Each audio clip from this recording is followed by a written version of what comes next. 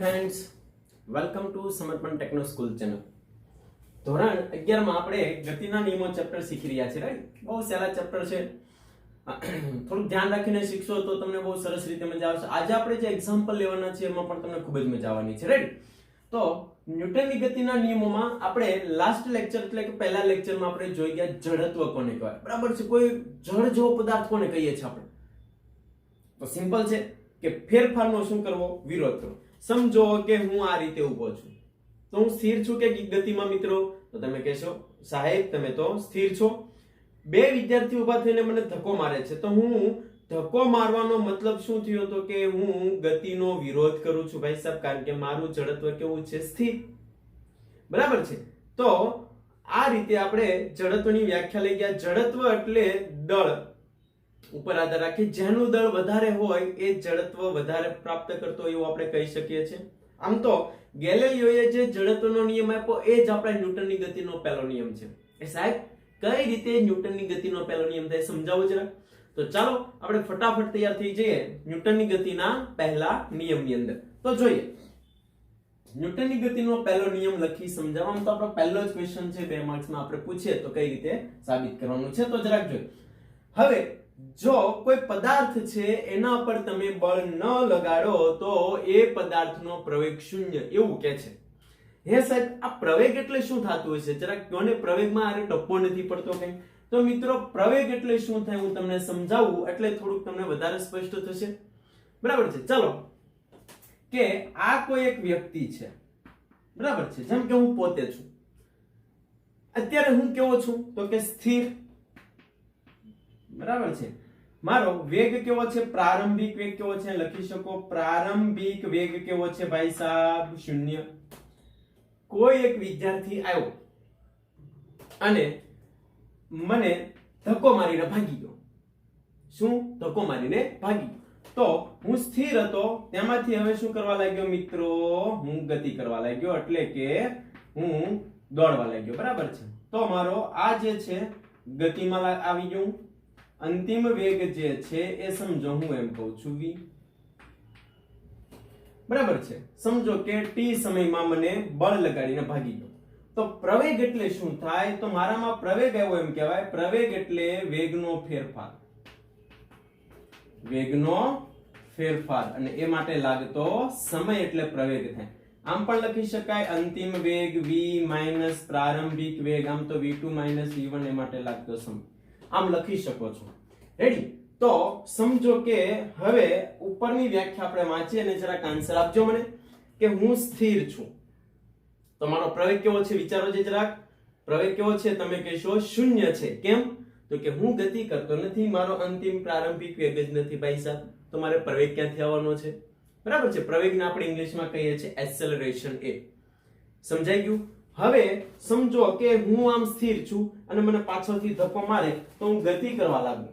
શું કરવા લાગુ? ગતિ કરવા લાગુ. તો મારો પ્રવેગ 0 નથી. કેવો છે? અશૂન્ય. એનો મતલબ મારે પ્રવેગ છે. તો તમને ટોપિક સમજાઈ ગયું શું કહેવા માંગુ છું મિત્રો? જો પદાર્થ ઉપર બાહ્ય બળ ન લાગે તો એનો પ્રવેગ કેવો હોય? 0. અને જો પદાર્થ ઉપર બાહ્ય બળ લાગે તો એનો પ્રવેગ અશૂન્ય હોય. અથવા આની બીજી પણ વ્યાખ્યા કહી શકો છો. ખાસ ધ્યાન રાખજો ન્યૂટનની ગતિનો પહેલો નિયમ કે જો બાહ્ય બળ લાગતું ન હોય તો સ્થિર પદાર્થ કેવો રહે છે? સ્થિર પદાર્થ સ્થિર રહે અને ગતિમાન પદાર્થ પોતાની ગતિ એટલે અચળ વેગથી ગતિ કરતો પદાર્થ પોતાની ગતિ ચાલુ રાખે. ગતિમાન પદાર્થ પોતાની ગતિ ચાલુ રાખે. પણ કેવી ગતિ? તો તમને પૂછે જ કહી શકો અચળ વેગી ગતિ. રેડી? જેનો વેગ એક સરખો હોય એવો પદાર્થ ગતિ ચાલુ રાખે. આ એક સિમ્પલ મુદ્દો છે. સમજાઈ ગયું ન્યૂટનની ગતિના નિયમમાં શું કહેવા માંગે છે? હવે આમાં શું થયું? તો કે જો બાહ્ય બળ ન લાગે તો મિત્રો પ્રવેગ 0 હોય. તો આપણે લખી શકીએ છીએ બાહ્ય બળ 0 હોય તો પ્રવેગ કેવો હોય? 0. બરાબર છે. બાહ્ય બળ 0 હોય તો પ્રવેગ 0 હોય અને વેગ કેવો હોય? વેગ અચળ હોય. એવું તમે કહી શકો છો ને. વેગ કેવો હોય? અચળ વેગથી ગતિ કરતો હોય તો આપણને ખ્યાલ છે પ્રવેગ આમ પણ લખાય v અંતિમ વેગ પ્રારંભિક વેગ સમય. તો પ્રારંભિક અને અંતિમ વેગ સરખા હોય તો જવાબ કેવો થઈ જાય? શૂન્ય. પ્રવેગ શૂન્ય તો વેગ અચળ એટલે એક સરખો કહી શકો છો. રેડી? બહુ સિમ્પલ ટોપિક છે. હવે હું તમને એક એક્ઝામ્પલ આપું છું કે સમજો કે ભાઈ સાહેબ આ મારી પાસે એક રહેલી બુક છે. રાઈટ? આ બુકને હું શું કરું છું? આ મારો હાથ છે, ટેબલ છે. ખાસ ધ્યાન રાખજો ટેબલ છે. હવે આ પુસ્તકને હું ટેબલ ઉપર મૂકું છું. જુઓ જે પુસ્તક કેવું છે સાહેબ? ગતિમાં છે કે સ્થિર છે? તો તમે કહેશો પુસ્તક સ્થિર છે. સમજ છે? સ્થિર. કેમ સ્થિર પુસ્તક દેખાય છે? આમાં શું તમને જોવા મળે છે? આમાં કયા પ્રકારના બળો લાગે છે ભાઈ સાહેબ? તમને દેખાય છે આમાં કયા પ્રકારના બળો લાગે છે? બરાબર. તો ચાલો આપણે આકૃતિ દોરીને સમજીએ. આ આપણો ગતિનો નિયમ થઈ ગયો છે મિત્રો. તો એને સમજાવવા માટે આપણે એક આકૃતિ દોરીએ છીએ કે આ આપણી પાસેનું કોઈ ટેબલ છે. રેડી? સરસ મજાનું ટેબલ છે જેના પર તમારે બેસવાનું છે. તમારે બેસવાનું નથી. હવે એના પર આપણે પુસ્તક મૂકીએ છીએ. આપણું પુસ્તક છે ભાઈ સાહેબ ફિઝિક્સ. કઈ પુસ્તક છે? ફિઝિક્સની બુક છે. ચાલો આ આપણી ફિઝિક્સની બુક છે. રેડી? હવે એના પર કયા બળો લાગે છે? આપણને ખબર છે પુસ્તકને વજન હોય. વજન એટલે વેટ. તો વેટ એટલે કે એનું વજન બળ છે ક્યાં લાગે મિત્રો? નીચે. અને આપણે એનું વજન બળ વેટ કહીએ છીએ. રેડી? તો પુસ્તક દ્વારા ટેબલ ઉપર નીચે બળ લાગે છે. તો આપણે અહીં લખી શકીએ છીએ કે પુસ્તક દ્વારા ટેબલ પર લાગતું બળ. મિત્રો આ બળને સમતોલતું જો કોઈ બીજું બળ લાગે તો જ ગતિમાં નહીં કરતું હોય. હા કે ના? આ બળને સમતોલતું એક ઉપરની દિશામાં કોઈ બળ લાગે છે એટલે એક આ બળ લાગે છે જેને આપણે લંબ બળ કહીએ છીએ. લંબ બળને આપણે r નામ આપી શકો છો, n નામ આપી શકો છો, કોઈ પણ રીતે આપણે નામ આપી શકીએ છીએ. તો જો આજે આ બળ છે એ ટેબલ દ્વારા પુસ્તક ઉપર લાગે છે. ટેબલ દ્વારા કોના પર લાગે છે? પુસ્તક પર લાગતું બળ. પણ વિરુદ્ધ દિશામાં છે મિત્રો. આ w તો માઈનસ r. જો આ બે સરખા મૂલ્યના વિરુદ્ધ હોય તો આજ પુસ્તક ગતિ કરતું નથી. રેડી? એટલે આજે આપણે ન્યૂટનની ગતિનો નિયમ છે ટેક્સ્ટ બુકમાં ખાસ વ્યવસ્થિત રીડ કરશો તો પણ તમને સંપૂર્ણ માહિતી સમજાઈ જશે. એમાં બીજું વધારાના મુદ્દાઓ આપેલા હોય તો આપણે અહીં બોલતા જઈએ છીએ, કહેતા જઈએ છીએ. તમે વ્યવસ્થિત સમજી વિચારીને તૈયાર કરી શકો છો.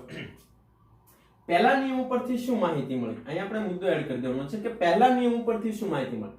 મિત્રો બળ હોય લાગે તો ગતિ કરે, બળ ન લાગે તો ગતિ ન કરે. તો પહેલા નિયમ પરથી આ પહેલો નિયમ છે બળની વ્યાખ્યા આપે છે. બરાબર છે? ખાસ ધ્યાન રાખજો.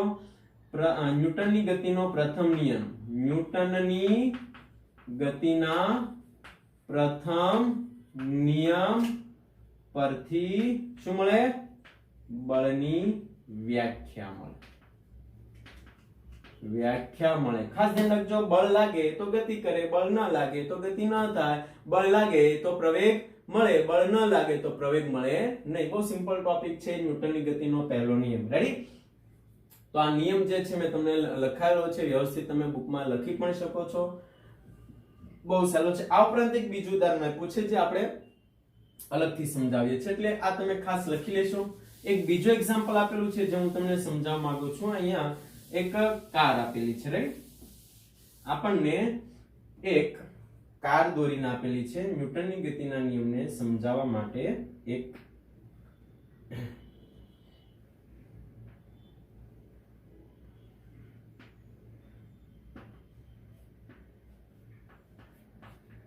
ચાલો આ જે છે રસ્તો છે. હવે આ કાર છે એ ગતિ કરે છે. રાઈટ? v વેગથી શું કરે છે મિત્રો? ગતિ કરે છે. હવે અહીં જે ગાડીનું એન્જિન હોય એના દ્વારા એને બળ લાગે છે. સમજો કે આમાં ઘર્ષણ રહિત સપાટી છે. કેવી છે? ઘર્ષણ રહિત સપાટી. એટલે આપણને ખ્યાલ છે ઘર્ષણ લાગે તો એની ગતિ અવરોધાય, પણ ઘર્ષણ જ ન લાગે તો એની ગતિ અવરોધાશે નહીં. જો આ કાર અચળ વેગથી ગતિ કરતી હોય, કેવી કરતી હોય? અચળ વેગથી ગતિ કરતી હોય તો તે વેગ જાળવી રાખે છે. કોની ગેરહાજરીમાં મિત્રો? ઘર્ષણ બળની ગેરહાજરીમાં. ઘર્ષણ બળની ગેરહાજરીમાં. બરાબર. અને કોઈ બાહ્ય બળ લાગતું નથી. એટલે ન્યૂટનની ગતિનો આપણો પહેલો નિયમ સંપૂર્ણપણે વ્યવસ્થિત સમજી વિચારીને લખી લેશો. બહુ સહેલો નિયમ છે, કશું જ અઘરું નથી. આપણે ત્યારબાદ એનું પહેલું ઉદાહરણ જે છે થિયોરેટિકલ ઉદાહરણ છે આપણે જોઈએ છે. ત્યાં સુધી તમે ફટાફટ આપેલા મુદ્દા છે એને સમજી વિચારી અને પછી આપણે આગળ જઈએ છીએ. ચાલો, આપણને એક ઉદાહરણ 5.1 આપેલું છે. રેડી? હવે 5.1 ઉદાહરણ આપણે સમજીએ એ પહેલા ન્યૂટનની ગતિના પહેલા નિયમમાં એક મુદ્દો આપણે સમજવા માટે લઈએ છીએ અને તમને સમજાવતા જઈએ છીએ કે સમજો કે આ આપણી પૃથ્વી છે ભાઈ સાહેબ. કોણ છે? આપણી પૃથ્વી. બરાબર છે. પૃથ્વીથી ખૂબ જ દૂર એક સમજો રોકેટ છે ભાઈ સાહેબ. વિમાન નથી, આપણે સમજવા માટે દોરેલું છે કે આ રોકેટ છે. શું છે? રોકેટ. હવે આ રોકેટ ઉપર જો કોઈ પણ પ્રકારનું બળ લાગતું ન હોય તો એનો પ્રવેગ કેવો હોય છે વિચારો છે. હમણાં જ આપણે લખી ગયા છે જો બાહ્ય બળ ન લાગે તો પ્રવેગ કેવો હોય? શૂન્ય હોય. હા કે ના? આ રોકેટ ખૂબ જ દૂરના અંતરે જતું રહ્યું છે. જો આના પર કોઈ બાહ્ય બળ ન લાગે તો રોકેટ કેવું છે મિત્રો? એનો પ્રવેગ શૂન્ય છે. સ્થિર હોય તો સ્થિર રહેશે અને અચળ વેગથી ગતિ કરતો હોય તો પોતાનો અચળ વેગ જાળવી રાખશે. રેડી? આ પહેલી કન્ડિશન છે. હવે બીજી કન્ડિશન એવી લઉં છું કે આપણે પૃથ્વી પર જ છીએ. ક્યાં છે મિત્રો? સમજો કે આ પૃથ્વી પર જ છે. બરાબર. હવે એના ઉપર કોઈ પદાર્થ છે. આ આપણો પદાર્થ છે. તો પદાર્થ ઉપર ઘણા બધા પ્રકારના બળ લાગે. ગુરુત્વાકર્ષણ બળ લાગે.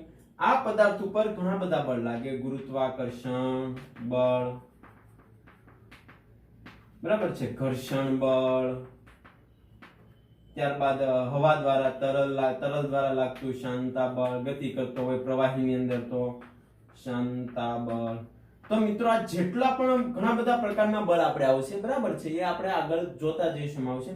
તો બધા જ બળોનો પરિણામી સરવાળો તમે જુઓ. બધા જ બળોનો સમજાવને નામ આપી દો F1, F2, F3. તો બધા જ બળોનો પરિણામી સરવાળો કેવો થઈ જશે? શૂન્ય થઈ જાય.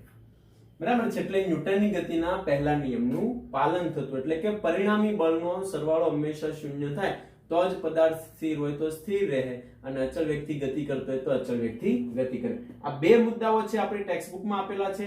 તમે રીડ કરશો ન્યૂટનની ગતિના પહેલા નિયમમાં. હવે આના ઉપરથી હું તમને ઉદાહરણ સમજાવું છું. રેડી?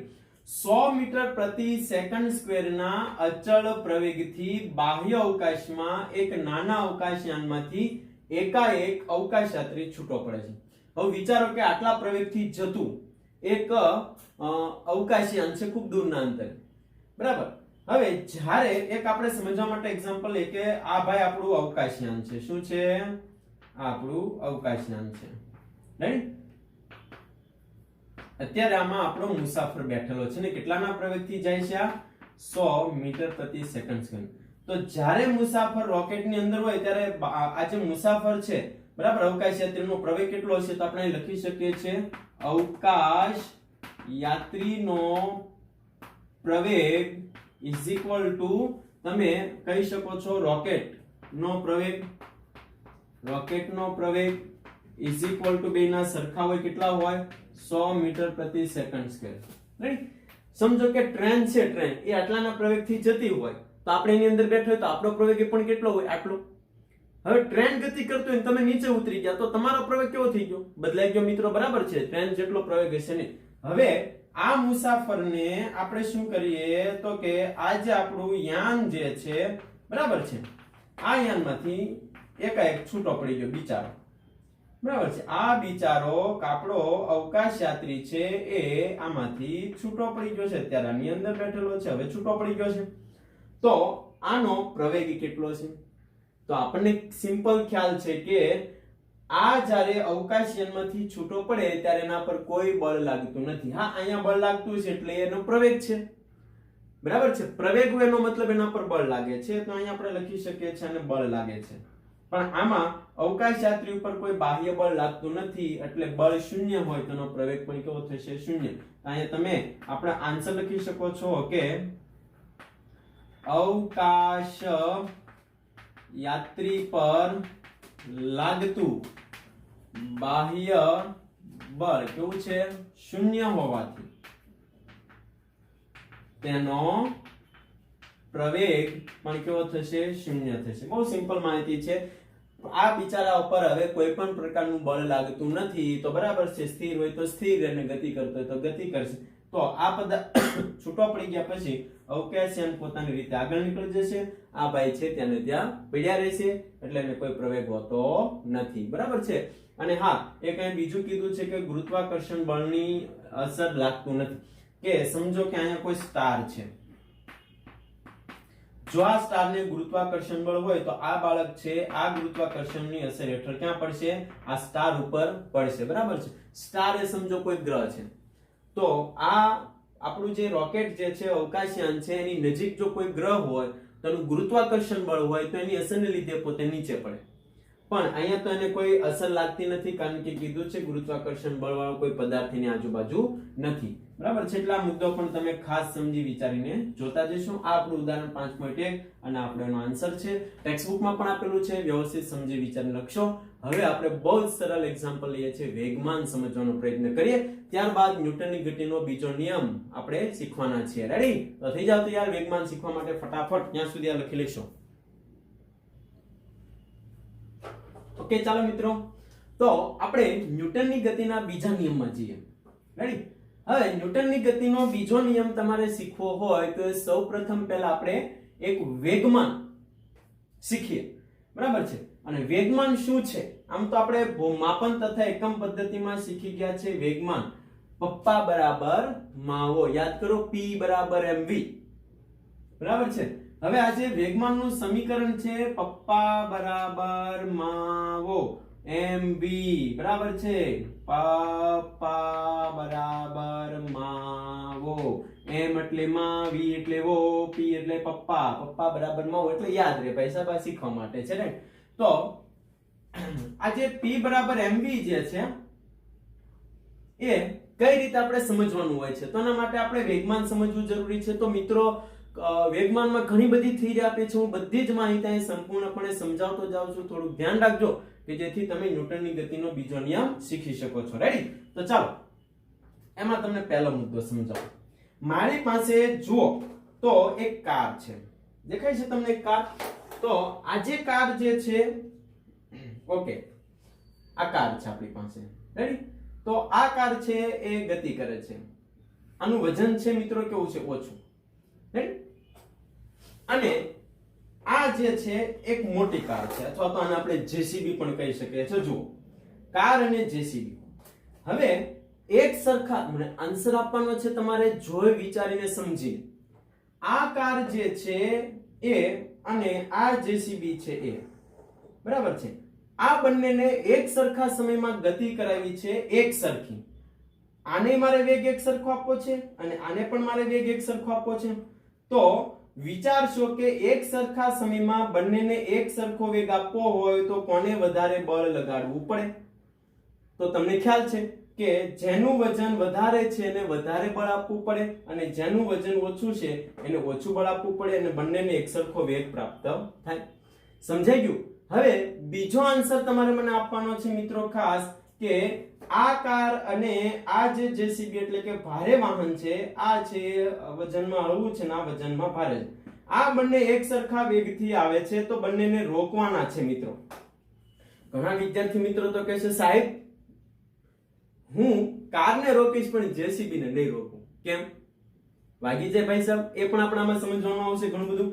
તો આ કાર અને જેસીબી એક સરખા વેગથી ગતિ કરે છે તો એને રોકવા માટે કોને વધારે બળ આપવું પડશે? સિમ્પલ છે કે ભારે વાહનને વધારે બળ આપશો તો જ ઊભું રહેશે, નહીતર ઊભું રહેશે નહીં. સમજાઈ ગયું તમને હું શું કહેવા માંગુ છું? તો પહેલા પોઈન્ટમાં તમને ખાસ અને સિમ્પલ સાદી માહિતી મેં તમને સમજાવી. બરાબર છે. આ જે ન્યૂટનની ગતિનો બીજો નિયમ જે છે મિત્રો શું કહે છે તમને ખ્યાલ છે? બરાબર છે, અહીં તમને લખી દઉં છું ખાલી નોંધ માટે કે પહેલો નિયમ જે છે પહેલો નિયમ માં બાહ્ય બળ ન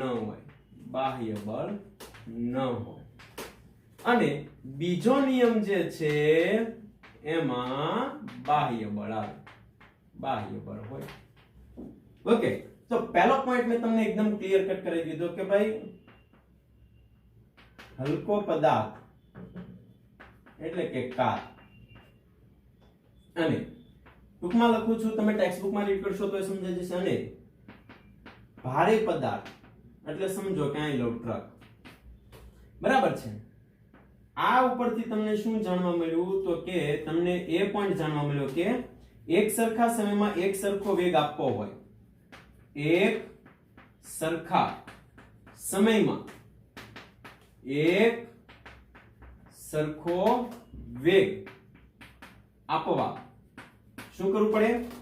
હલકા પદાર્થ કરતા ભારે પદાર્થને વધારે બળ લગાડવું પડે. અથવા કાર કરતા લખી શકો છો, કાર કરતા ટ્રકને શું કરવું પડે? વધારે બળ લગાડવું પડે. બરાબર છે, કા કન્ડિશન થાય. અને બીજું હવે રોકવા છે આપણે, બરાબર છે. હલકો ને ભારે પદાર્થ એક સરખા વેગથી ગતિ કરતા, એક સરખા વેગથી ગતિ કરતા કાર અને ટ્રકને રોકવા માટે ભારે પદાર્થ પર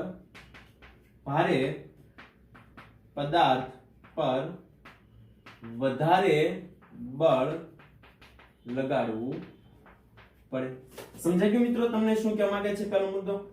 હવે ટેક્સ્ટ બુકમાં આપેલો આપણે બીજો મુદ્દો સમજાવવાનો પ્રયત્ન તમને કરીએ, અને એ પણ ખૂબ જ સહેલો છે, એટલે દરેક વિદ્યાર્થી મિત્રો ધ્યાન આપજો. સમજો કે આપણું બોર્ડ છે એ કોઈ મકાનની ટોચ છે, રાઈટ? હવે વિચારો કે મકાનની ટોચ ઉપરથી બે પદાર્થને આપણે છૂટા મૂકવાના છે, રાઈટ? બે પદાર્થને આપણે છૂટા મૂકવાના છે. તો વિચારો કે કયા પદાર્થને કેચ કરવો તમારા માટે સહેલો બનશે. આ છે વજનમાં ભારે છે અને આ છે વજનમાં ઓછો છે, રેડી? તો આ બંનેને ઉપરથી નીચે નાખીએ તો તમે કોનો કેચ કરશો? સમજો કે આ જાંબુ છે અને સમજો કે આ મોટો પથ્થર છે, બરાબર છે. તો ઉપરથી નીચે ફેંકીએ તો જાંબુ છે એને તમે કેચ કરશો કે પથ્થરને કેચ કરશો? બહુ સિમ્પલ લોજિક છે. તો કે જેનું વજન ઓછું હોય એને તમે સહેલાઈથી કેચ કરી શકો છો, અને જેનું વજન વધારે હોય તેને કેચ કરવા માટે વધારે બળ આપવું પડે છે તમારે, રેડી? તો બીજો મુદ્દો જે છે તમારા માટે ખૂબ સહેલો છે, ટૂંકો છે, કે મકાનની ટોચ પરથી હલકો અને ભારે પદાર્થને મુક્ત કરતા કેચ કરવા માટે ભારે પદાર્થ ઉપર વધારે બળ આપવું પડે. એટલે અહીં આપણે લખી શકીએ છીએ કેચ કરવા માટે ભારે પદાર્થ પર વધુ બળ આપવું પડે. આ બંને મુદ્દા પરથી તમને શું જાણવા મળ્યું મિત્રો? ખાસ બંને મુદ્દા પરથી શું જાણવું? બંનેમાં દળ આવે છે, રેડી?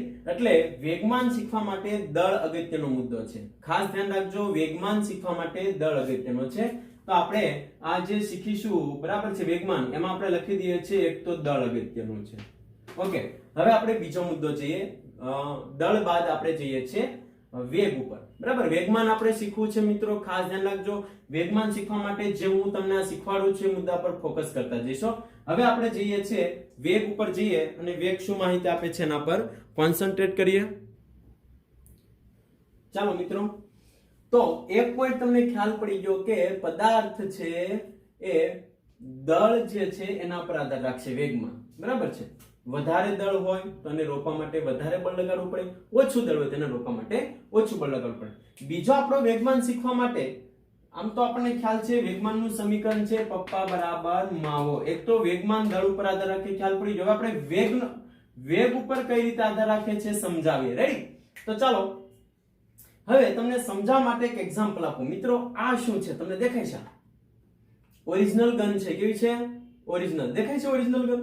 નથી દેખાતી. ઓકે, તો આ જે ગન જે છે મિત્રો, એમાં આપણે બે પોઈન્ટ તમને સમજાવ્યું. ઓકે, આમાં જે ગોળી જે છે એનું દળ અને પોલીસ પાસે જે ગન હોય છે એનું દળ બે સરખા છે. ફરીથી આપણી પાસે જે ગન છે એનું દળ, રેડી? હું સમજો કે આ સમીકરણ છે એના પર આધારિત આપણે ગણતરી કરી દઈએ કે આપણી પાસે જે ગોળી જે છે એનું દળ આપણે ગણીએ છીએ કે ભાઈ સાહેબ 5 ગ્રામ છે. કેટલા ગ્રામ છે? 5. હવે આ ગોળીને મેં તમારા પર ફેંકી, તો જોશો આ ગોળીને હું તમારા પર ફેંકું છું. ખાસ ધ્યાન રાખજો, તમારા પર આવી રહી છે. જોશો દરેક મિત્રો તમારા પર, જો હમણાં ડિસ્પ્લે માંથી બહાર આવશે. આવી. ઓકે, તો આ ગોળીને તમને મેં ફેંકી તો સમજો કે એનો વેગ છે 10. તો આનું વેગમાન થયું 50. એકમ પછી લખીશું. તો આ 50 વેગમાન વાળી ગોળી તમને વાગશે કે નહીં વાગે તમારે મને આન્સર આપવાનો છે. અને સમજો કે આ જે ગોળી છે એ પોલીસ પાસે જે નાની એવી ગોળી હોય છે, બરાબર છે, ગન એની છે. સમજવા માટે ખાસ આપણે એક્ઝામ્પલ લઈએ છીએ. તો આ આપણી પાસે અને આ પોલીસ પાસે રહેલી, એનું પણ દળ કેટલું છે? 5 ગ્રામ ગોળી. પણ એને ખૂબ વધારે વેગથી આપવામાં આવે છે. તો એનું વેગમાન કેટલું થઈ ગયું? 250. મિત્રો આ પોલીસ પાસે રહેલી, બરાબર, અને એને 50 ના વેગથી ફેંકવામાં આવે તો 250 વેગમાન થઈ ગયું. હવે વિચારો છે કે કઈ વસ્તુ તમને વધારે નુકસાન કરશે. તો સિમ્પલ ટોપિક છે કે જેનો વેગ વધારે છે, બરાબર છે, આપણને વધારે નુકસાન કરે મિત્રો, બરાબર છે. જેનો વેગ ઓછો છે એનું નુકસાન આપણને કેવું હોય? ઓછું હોય. માહિતી સમજાય છે તમને? તો આ પોઈન્ટને આપણે અહીંયા સમજાવ્યો છે કે બંદૂકમાંથી છૂટેલી ગોળી વધારે ઝડપથી હોય તો વધુ નુકસાન કરે. જો વેગ વધારે હોય તો એનું વેગમાન વધારે છે એવું કહી શકો છો. સાયકલ અને ટ્રક તમારા તરફ આવી રહ્યા છે તો બેમાંથી કોણ અથડાય તો વધારે નુકસાન કરે? જેનું દળ વધારે છે અથવા જેનું વેગમાન વધારે છે એવું કહી શકો છો તમે, બરાબર છે. અને જો ઓછી ઝડપથી હોય તો ઓછું નુકસાન કરે. સમીકરણ આપણને ખ્યાલ છે, પપ્પા બરાબર માવો, P બરાબર mv. જે વધારે ફેરફાર કરવા વધુ બળ આપવું પડે છે મિત્રો, ખાસ ધ્યાન રાખજો, બરાબર છે. પહેલી જે આપણે બંદૂકમાં સમજાવ્યું એમાં ઓછું બળ લગાડવું પડે છે, અને બીજી જે ગોળી છે એમાં ફેરફાર કરવા માટે તમારે વધારે બળ આપવું પડે છે, બરાબર. ખૂબ સ્પીડ 50 ના વેગથી ફેંકવા માટે ખૂબ વધારે બળ આપવું પડે, અને સામાન્ય રમકડાની બંદૂકમાં એટલું બળ હોતું નથી. પણ જો એમાં વધારે બળ લાગે તો એ પણ આપણને નુકસાન કરે. તો આ ખાસ મુદ્દો તમે સમજી વિચારીને લખવાનો છે. હવે એક પછીનો પોઈન્ટ આપણે સમજાવવાનો પ્રયત્ન કરીએ. નીચે પછીનો મુદ્દો લખ્યો છે, ખેલાડી દ્વારા દડાને રોકવા માટે. હમણાં આમ તો IPL ચાલે છે સીઝન, બરાબર છે. એમાં કેચ કોઈ ફટકારે તો કેચ થતા હોય, તો કેચ તમે જોયો છે મિત્રો કઈ રીતે કેચ થાય છે? સમજો કે આ રીતે ઉપરથી દડો આવતો હોય, ખાસ આ રીતે દડો આવતો હોય તો તમે જોયું, એકદમ ફરીથી અવલોકન કરજો કે આ રીતે ઉપરથી જો દડો આવતો હોય તો તમે શું કરો છો? આમ આવે તો હાથ ત્યાં ને ત્યાં રાખો છો, બરાબર છે. જો દડો ઉપરથી આવે ને હાથ ત્યાં ને ત્યાં રહે તો તમારા હાથને નુકસાન થશે મિત્રો. વધારે વેગથી આવતો હોય તો એને રોકવા માટે આપણે હમણાં જ કીધું કે વધારે બળની જરૂર પડે, હા કે ના?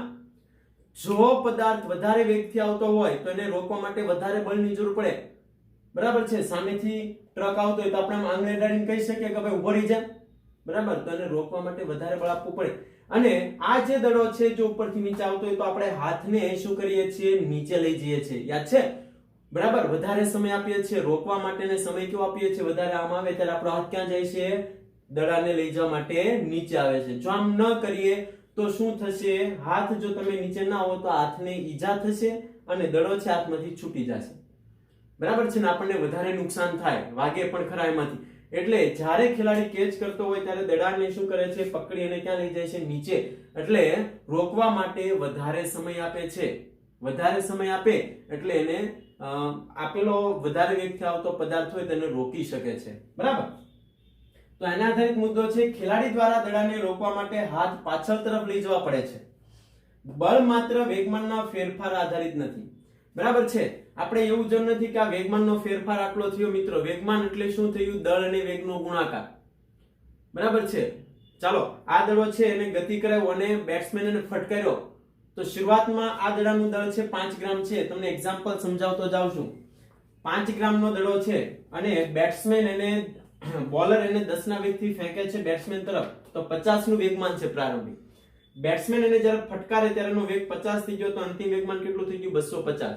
વેગમાનનો ફેરફાર પૂછે તો કેટલો થાય? P2 - P1. 250 માંથી 50 જાય એટલે 200 નો ફેરફાર છે વેગમાનનો. મિત્રો આ વેગમાનનો જે ફેરફાર જરૂરી નથી, પણ એને રોકવા માટે તમે કેટલો સમય આપો છો એ મહત્વનું છે. એટલે કેટલી ઝડપથી તમે આ ફેરફાર કરો છો એ અગત્યનું છે.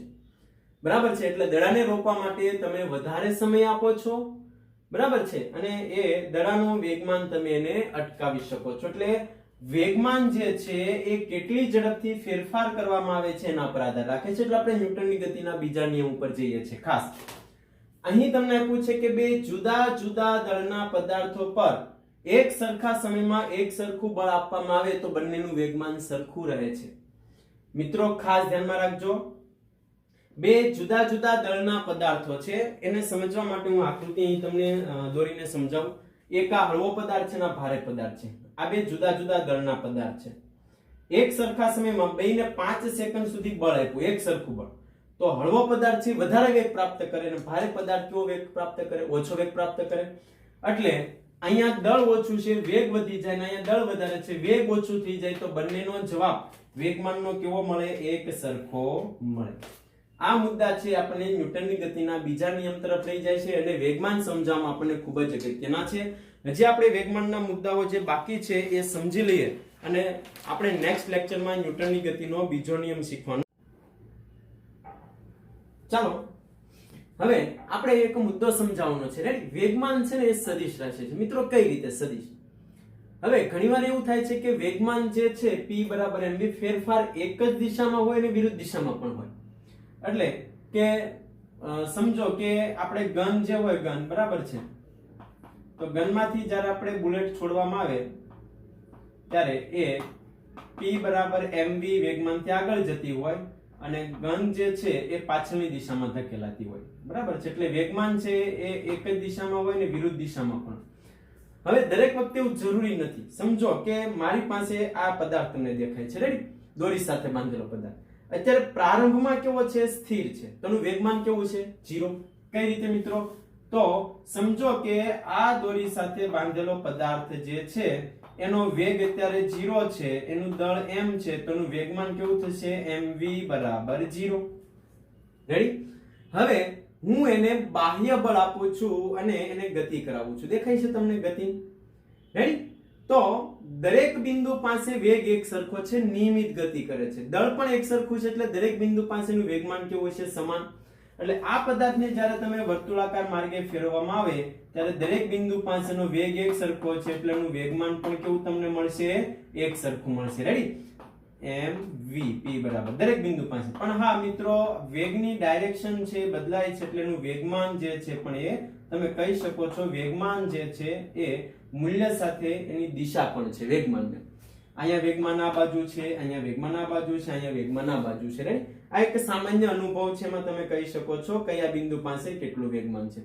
હવે એમાં એવું કીધું છે કે તમને જો આ દોરીની ત્રિજ્યા નાની રાખવામાં આવે અને તમારે એને વર્તુળાકાર માર્ગે ફેરવવું હોય તો વધારે બળ આપવું પડે. મિત્રો ખાસ ધ્યાન રાખજો, વધારે બળ. તમે પ્રેક્ટિકલ પણ કરી શકો છો.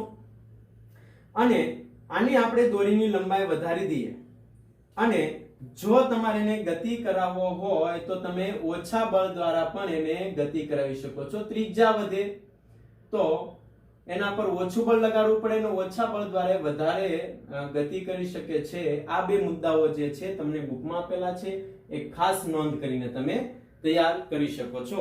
અહીંયા આપણે વેગમાનની વ્યાખ્યા અને એ શું કહેવા માંગે છે, વેગમાન સદિશ છે, એનો એકમ એનો શું છે પણ લખી દઈએ.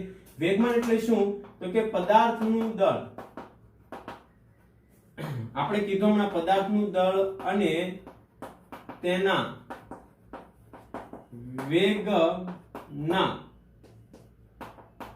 ગુણાકારને શું કહે છે મિત્રો? વેગમાન કહે છે. વેગમાન એટલે આપણે એને મોમેન્ટમ કહીએ છીએ. P = mv. બરાબર છે? એકમ એકમ શું થશે તો કે દળનો એકમ કેજી અને વેગનો એકમ મીટર પ્રતિ સેકન્ડ, અથવા આને બીજી રીતે પણ લખી શકાય કેજી મીટર સેકન્ડ થી ઉપર જાય એટલે -1 થઈ જાય મિત્રો, બરાબર છે. તેનું પારિમાણિક સૂત્ર યાદ કરો, આપણે પારિમાણિક સૂત્ર લખાઈ ગયા છે. કેજી એટલે દળની એક ઘાત, મીટર એટલે લંબાઈની એક ઘાત, સેકન્ડ ઉપર જાય એટલે સમયની -1 ઘાત. અને વેગમાન છે કેવી રાશિ છે તો કે સદિશ રાશિ છે. કેવી છે? સદિશ રાશિ. રાઈટ? મૂલ્ય એક સરખું હોય પરંતુ એની ડાયરેક્શન ચેન્જ થયા કરે. અને હલકા પદાર્થ કરતા ભારે પદાર્થનું વેગમાન વધારે હોય અને આપણને વધારે નુકસાન કરે. જેમ કે બંદૂકમાંથી છૂટેલી ગોળી, બરાબર છે. એનું એક્ઝામ્પલ પણ આપણે આપી દીધું છે. બહુ વ્યવસ્થિત સમજી વિચારીને તમે શીખશો. નેક્સ્ટ લેક્ચરમાં આપણે જોવાના છે ન્યૂટનની ગતિનો બીજો નિયમ. થેન્ક યુ ટુ વોચ સમર્પણ techno school channel. Welcome to physics.